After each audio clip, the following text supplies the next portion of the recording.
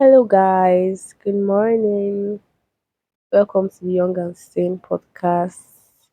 I'm Tamarflourish. How have you guys been?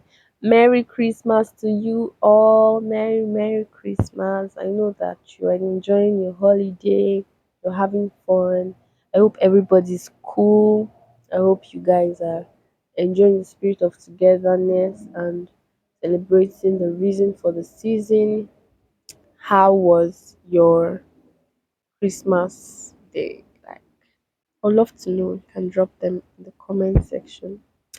Let me in on how you enjoyed your day. Did you eat rice or did you cook? Rice is a traditional thing. I know that we all eat on Christmas Day, but yeah, let me know if you followed us on the traditional thing or you did your thing. All right. So I hope you guys are enjoying your holiday because I am enjoying my holiday. I did enjoy my Christmas day, even though I spent most of it in church. So, but I did enjoy my Christmas day. And I'm excited that it's just 6 days left for us to wrap up 2024. Guys, I don't know if I'm eager for 2025 or I'm just there. Let 2024 do its thing. Let 2025 come as it wants to come. I'm just here. I'm going to see both of them at the right and appropriate time. I don't know how I feel about it, but I'm all good. And I hope you are too. How pumped are you for next year? What's happening? What's going on with your life? I hope you guys are doing good, really. So yeah, today this podcast we're not going on holiday. I'm going to be dropping the episode and I know that you guys are enjoying your holiday, so you can listen in on whatever time you desire to listen in, right? But I just hope you're good. You can let me know in the comment section wherever you're listening from, Spotify or YouTube. Just let me know and I'll be very grateful and respond to you. So today we're talking about father wounds. Um, for the past 3 weeks, right? Last 3 weeks, we started talking about men, who a real man is. We talked about who a real woman is. Um, and today we're just going to talk about father wounds because these topics are quite related. All right. So I remember highlighting what society has defined a real man to be, and I oppose that with a lot of things. And based on Sean Smith's spoken word that he offered at TEDx, he gave a perspective, I think, very clean and very true perspective on who a real man is. And that was what we talked about in our episode about men, last episode about men. And last week we talked about who a real man is, and of course I highlighted a lot of things. You should go and listen if you haven't. But yes, father wound is quite a determining factor of how we turn out to be as men or women in society. So eventually, a person may not know who a real man is because he experiences father wounds. And for a woman, she may not be able to understand where she's supposed to derive her self worth and confidence from because she lacked the presence of a father figure in her life that would have given her that assertion of who exactly she is, and how I might have built that confidence in her. So these are just some defining factors on um who men and women turn out to be eventually. Alright. So father wounds is a term, is a technical term for what we popularly call daddy issues. So I'm sure that you must have seen daddy issues in a lot of places, people talking about daddy issues and all of that. So the more technical term for that is father wound, and it speaks majorly on attachment issues, attachment wounds, right? And what is a father wound? It is emotional damage that occurs when a father is physically, emotionally absent from their child's life.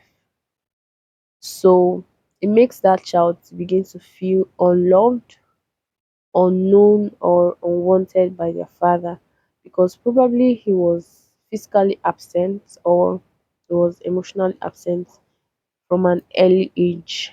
And this goes a long way to influence how children see themselves and what they expect other people to see in them.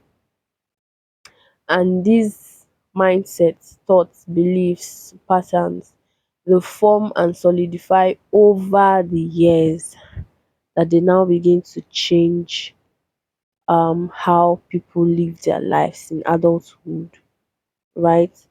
A person may, because of how his father was absent physically or emotionally, may begin to take the blame on himself and think himself that something is always wrong with him and is unworthy of love because his father did not love him and all of that. So because of that pain and shame that fatherhood can trigger, a lot of people rarely talk about it. Even though it's now becoming popular, people talking about daddy issues. But yes, it comes with a lot of pain and shame. And once you're unable to even acknowledge or identify it, um, you may find it very difficult to overcome the father wound. All right, so now we're going to get into it. Now, a father may have been emotionally absent in the sense that he was emotionally not present. How would I describe it? Not care emotionally for the child, probably verbally abusive, um, very critical, um, highly demanding, just a lot of things. So it can just show up in a lot of forms when the fathers are emotionally absent. It may be abusive, um, verbally abusive, emotionally abusive, highly critical, and just all of that. So yeah, some of the forms that this can take is probably a father leaves his child when the child was much younger, or in the case of women that gave birth out of wedlock, or engaged in some kind of relationships that the fathers of their child didn't show up, after they got pregnant or when they gave birth, or probably the fathers of their child, children died, right? So that father is physically absent from that child's life. Or while the child was young, there was a divorce, there was a separation that happened, and then the father left. Or probably the father left, because of his kind of work, was quite absent from the child's life for a long period of time. So that kind of absence, physical absence, and also emotional absence can cause father wound, right? Or where a dad was very manipulative of his child, very, very manipulative, overprotective, and controlling. If he was very critical, highly critical of his child, right? Um, if he suffered from mental health condition, if he experienced father wound while he was growing up. So he didn't have any reference for how a father was supposed to take care of his child or show up or be there in the life of his child. Now he would also inflict father wound on his own child in this circumstance. Now, verbally abusive, physically abusive, emotionally abusive, or sexually abusive of a child. These are some of the forms, right? He neglected physical or emotional needs of the child. Um, he suffered from substance abuse. Um, if he left his home, of course, I mentioned this as a result of divorce or separation or even work, and then in a situation where a father died while his child was still very little. Of course, this is not an exhaustive list on how fatherhood may occur, some of the forms of how it happens, but from what I've listed so far, you've seen some signs and symptoms of how a father wound can develop. Now, what are the effects of father wounds on children? Speaking generally, and I'm going to also talk about the effect of father wounds on a male child and a female child. Now, um, some of the effects that father wound can um um what's the word now? Some of the effects that fatherhood can have on children is especially low self-esteem. So that child will forever always think less of himself because my father didn't think me worthy to be present in my life. My father was highly critical of me, or my father was not there. So you're just going to breed some kind of low self-esteem, sense of self-worth that will be based on the care he received from his father, and in a result where, like in a circumstance where such care was absent from his father, which is one of his attachment figures, he's going to feel less of himself, even though he may have gotten, some kind of care from his mother. Of course, these are there are different roles that a mother and a father plays in the development of a child. And so when one is absent, it's going to have an effect on that child. It doesn't matter how present the other one, stands in the gap. And sometimes it doesn't happen like this, but in most case scenarios, this is actually what occurs, right? Another effect is emotional outburst. Most likely that child, and he grows up to become an adult, will always use anger and aggression to cope and express himself in whatever circumstances, so that he can shield the pain that is underneath, or absence of his father, or the abuses he suffered from his father, or the neglect, or the whatever thing, right? He suffered from his father. Now, this reminds me of a story that I was listening to a TEDx speaker, and she told the story that she suffered from father wound, but the story was about a guy she experienced in her line of work. I think most likely in the prisons, right? She was working in the prison, and she came to this certain place, and some of the prisoners were expected to line up in a certain way to probably get something, or I do not know. Now, I'm not sure if this was a prison, but I think that was what I heard. She said a prison. Now, as she was in charge of the line, she was in charge of distributing the stuffs, and there were just a lot of guys on the line, and she had already told them, please line up, please, blah, blah, blah. and so they they formed a line, right, a straight line. Now she mentioned that this other guy, who was one of the prison officials or an official in that place, also came up and was trying to organize the guys on the line.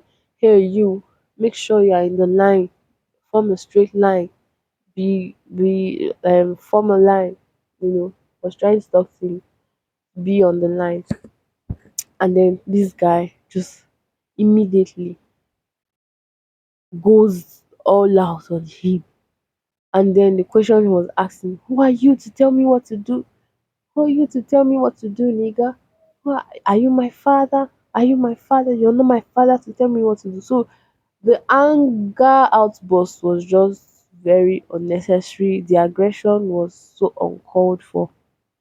And it made her to begin to wonder that most likely this guy must have been suffering from a father wound, because that anger, that outburst was very unnecessary. Lying up, it had nothing to do with you're not my father and you cannot tell me what to do, right? So if you see people that this is just a key. If you see people that you tell them to do something and they begin to flare up and say, you're not my father, you're not my mother, you cannot tell me what to do, especially when the way you told them did not call for that response at all, then you have to like look very closely. Okay, so this was just the story that she told. She, as a woman, had told this particular guy to join the line, and he did.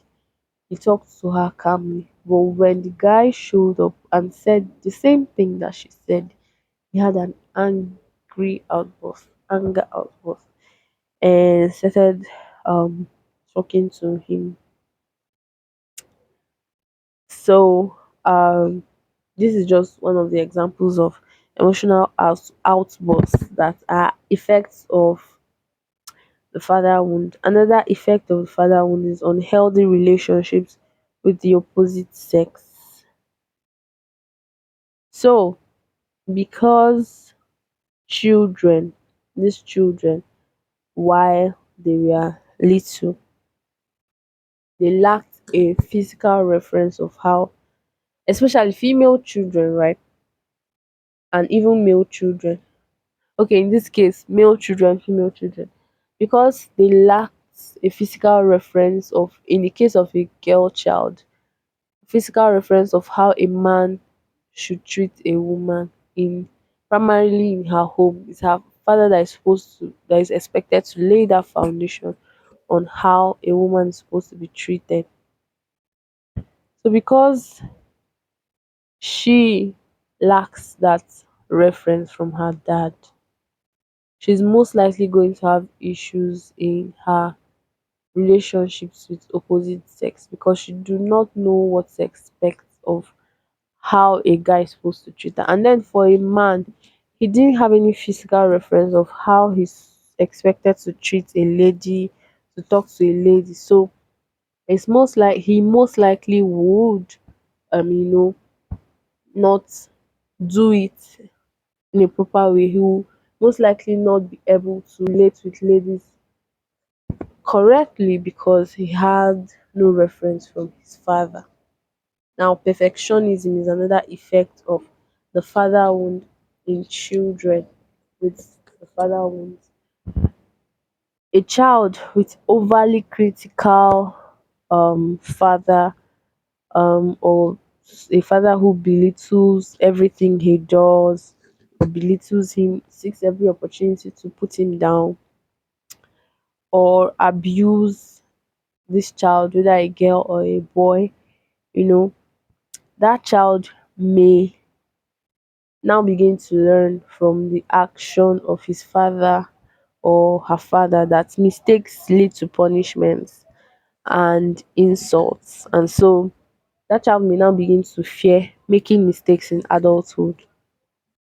And this will just lead to a lot of um, paralysis, because he always wants to be perfect. And if it's not perfect, cannot go forward. So that's just bad. This is one of the effects. Another effect is that it may cause boundary issues. So because that child didn't have a father to help define boundaries um for that child, he or she may find it very difficult to say no because of the low self-esteem that he or she may suffer, right? So because they always want to feel worthy of your love, they always want to be in the good books and be loved by all and accepted by all, you may always find it difficult to say no, even for the very things that they need to say no. So this is like one of the um effects that the father wounds can have on a child. Another effect is rigid behavior, always feeling like they have no control. Um, this child, because he grew up without his father or grew up with an over controlling father, with an abusive father, they may always have this mindset or this reaction that they do not have control. And so, because they want to exercise that control or they want to take back their life in some way, that child, he or she, they now become so controlling and develop or demonstrate rigid behaviors, attempting to control their own lives because they felt out of control right under over controlling fathers, and they want to take back the control of their lives and sometimes spill to other people, always want to control people because they were controlled. Yeah. So want to control people, want to control every kind of situation to ease the anxiety that they feel, and they will always struggle with fears of power imbalance in their relationship. So when you get into a relationship with someone that suffered the father wound, you always want to exert control on the woman. And for in the case of a girl, she always wants to exert control over the actions of the guy. So these are just some of the effects. And then for men and women too, father wounds can affect them in a way that they begin to feel like they are lacking or they are not good enough. So they are not enough, they are not good enough.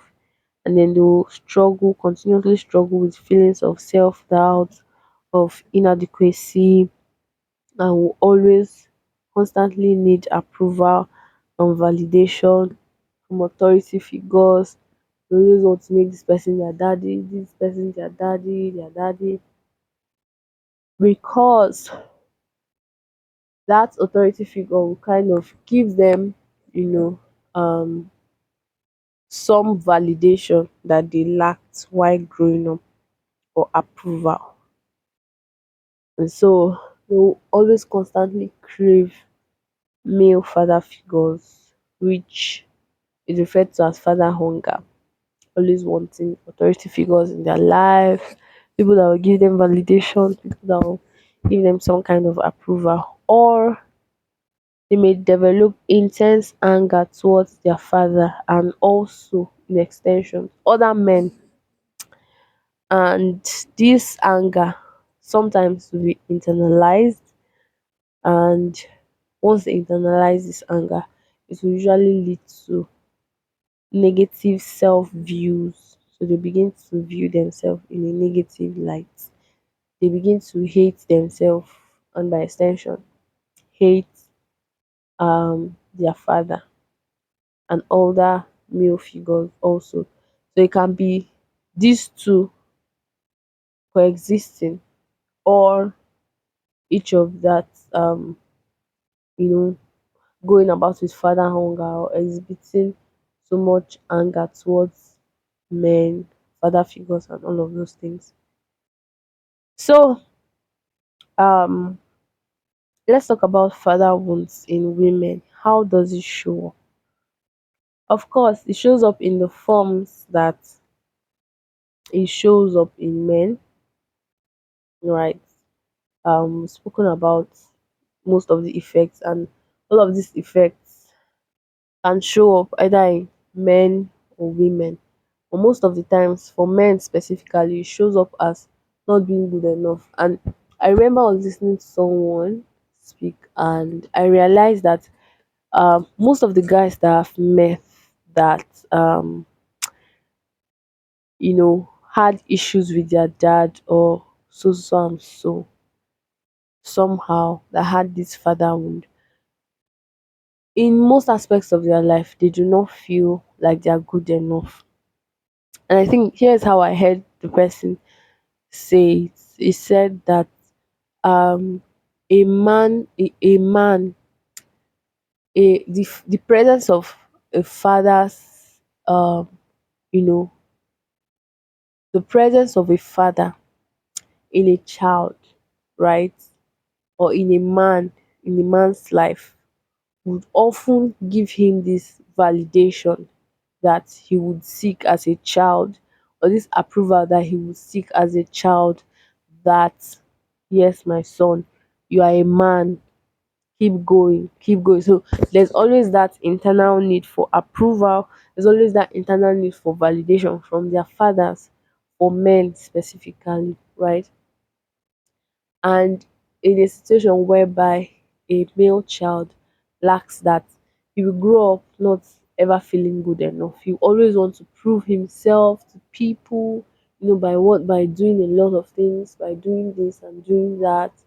um or he will grow up to, have so much aggressive tendencies towards male figures specifically. So I heard it said in this kind of way, and when I looked at it critically, it seemed very true, because most of the guys that had issues with um, male figures in their lives, or people that usually did not feel good enough, and we're always looking for means to attain validation and approval from people, women, men, just by doing things, they actually had that fatherhood. So how does it particularly show up in women? Now, for women, the way I think that they need the presence of their father is this: there is an affirmation that a father's presence gives a woman. Now, for the guy, it is this validation, this approval.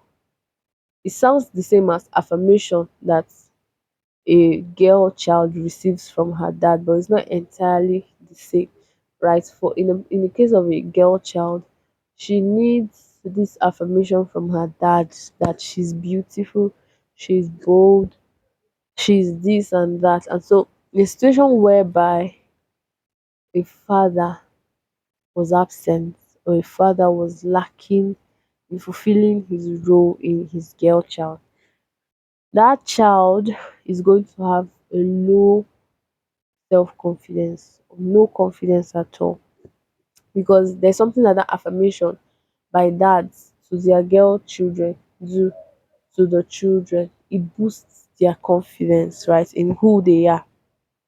And so where is lacking, that girl child may grow up also feeling like she's not good enough, low self-esteem and lack of confidence, always, every time.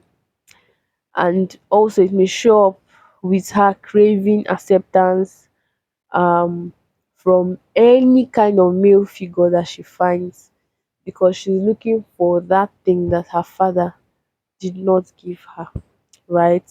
And then she'll be prone to accepting unhealthy behaviors from romantic partners. Like, she would be so um what's the word, buried or addicted to toxic relationships, because she didn't know better, and also she has a lot of low self-esteem.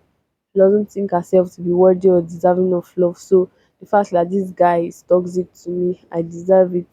All of those um unhealthy thoughts and mindsets that just spring up from the very fact she lacked her father's presence in her life. Also, it may show up in a lady as the struggle to trust men, and she that girl child will always avoid intimacy any kind of friendship or connection with a male figure or a male in her life, she always wants to avoid, such kind of intimacy, such kind of friendship, such kind of connection, because she's afraid, struggling to trust men. Now, it may also show up as seeking intense closeness. So it's either side of the either side of this extreme ends, that she struggles to trust them, and so she's always running away from relationships, friendships, intimacies, connections. Or she now begins to seek intense closeness and reassurance from men, so that she'll be able to build her self-worth based on that. And so she becomes so addicted to not living her life without any relationship, because that is what relationships with the opposite sex will be what defines her self-worth. So these are just some of the ways that father wounds can show up in a woman specifically. Now let's go over to how to deal with father wounds, how to heal from father wounds. And the first thing, always, every time, in dealing with whatever kind of trauma that we face, is curiosity. Now try to recognize, identify that you have the father wounds, and not just that you have the father wounds. Try to be curious about how it started. What happened? Was your dad absent from your family because of work?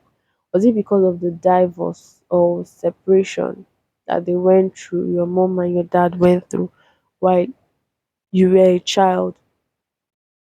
Was it because your father was always absent from the house, coming back late, and so you could not establish any emotional connection with him? Or in the case of divorce and separation, was your daddy always promising to come visit you but not always showing up, and ending up disappointing and breaking your heart? So in what form, in what way did it show up in your life? You have to identify and recognize it and acknowledge it. And the second thing to do is to validate how you felt. Oh, I felt disappointed, I felt betrayed, I felt sad. Own it, validate your feelings, right? You had every reason to feel what you felt. Feel your feelings, don't try to avoid the feelings, sit with the feeling. I felt disappointed, I felt sad, I felt betrayed, I felt heartbroken. Whatever the feeling is, validate it, right? And then the third thing to do is to forgive. Now, after you've validated the feeling, begin to think of the ways that um that feeling made you feel towards your dad. You began to hate him, right? You began to detest him. You built a very huge distrust for him and what he said. Now just think about it and begin to forgive your father. Now you're not forgiving your father because your father deserves it.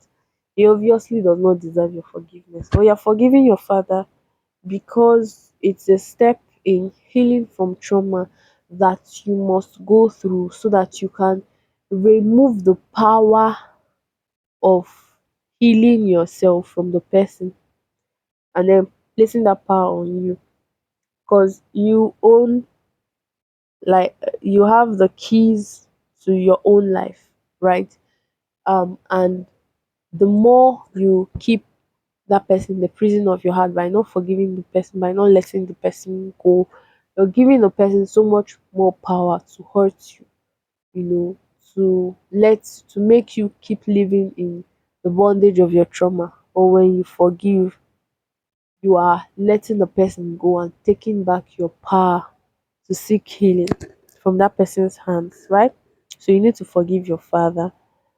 And now begin to accept yourself. Begin identify the ways that you wanted your daddy to love you. Try to itemize the things that you wanted your dad to do for you, to show that he loved you.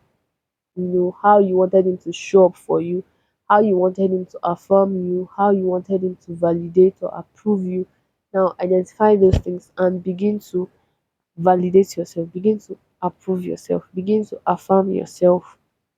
Begin to accept and love yourself the way you wanted your dad to accept and love you, right? And after you have done that, of course, the ultimate thing is scripture says in Psalm 68, verse 5, that God is the father to the fatherless. Listen, God is a daddy where they pamper. His pampering has no part two. It's always on point. It's the cocoa. It's the best kind of fathering, right?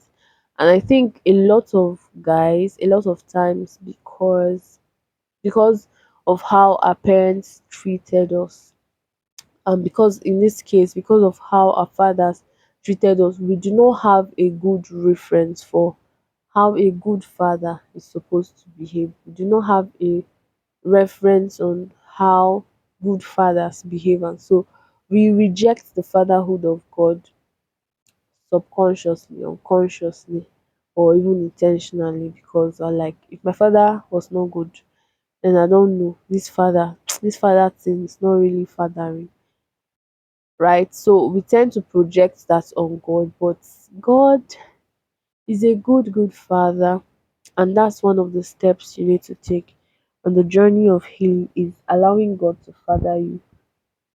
You know, let him, as you accept and begin to love yourself and begin to reparent yourself or refather yourself the way you wanted your father to father you, there's a role that you have to live for God, right? There's a part of allowing God to be your father. Accept him as your father and allow him to become your father. Learn how to receive his love, because he's ever ready to give us that fatherly love that we missed out on, and is ever ready to give us that love in abundance. You know, he gives the best hugs. Papa gives the best kisses. He fathers perfectly. He knows how to father well. Because of course he's the one that created this system of fathering and children and all of that. So he knows how to do it best, right? But you have to let him father. You have to let him father you, and avoid projecting your wounds on him. Open up your heart. Once you've forgiven your father, once you've accepted yourself, there will be um a kind of leeway. Now, these things I've highlighted are not as easy as it sounds, right? There is some kind of tension that you would experience while you're going through all these steps, and of course it's not easy. And that's why I'll always recommend that you work with a professional therapist or coach to help you through all these processes. But ultimately you need to know the love of your heavenly father, because that is always the best kind of love. That is the best kind of love. That is the best kind of love. And I know that allowing God to father us is quite a difficult thing to do, because especially we did not experience a good kind of fathering. So we do not have any reference to how a good father behaves, right? No physical reference, no experiential reference to how a good father behaves. But allowing God to father you, you know, is something that is inevitable. Is inevitable.